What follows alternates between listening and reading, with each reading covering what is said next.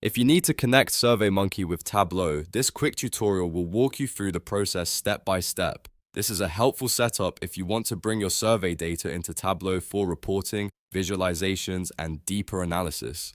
Before we get started, make sure you're signed in to the correct SurveyMonkey account, and if this video helps you, please hit the like button and subscribe for more easy software tutorials. Alright, let's jump in. First, open your browser and go to SurveyMonkey. Once you're on the home page, look to the top right corner and click on your profile icon. This is where you'll find your account settings and connected app options. From the menu that appears, click on Apps and Integrations. This section is where SurveyMonkey keeps all of its available third-party tools and connections. Next, find Tableau in the list and click on it. This will take you to the Tableau integration page inside SurveyMonkey. On that page, click Install to begin the setup process. At this point, SurveyMonkey may ask you to upgrade your plan before you can continue. That's important to know because some integrations are only available on certain paid plans. If you see an upgrade prompt, review the available options and decide whether the Tableau connection fits your current subscription. Once the plan requirement is handled, you can continue with the installation flow.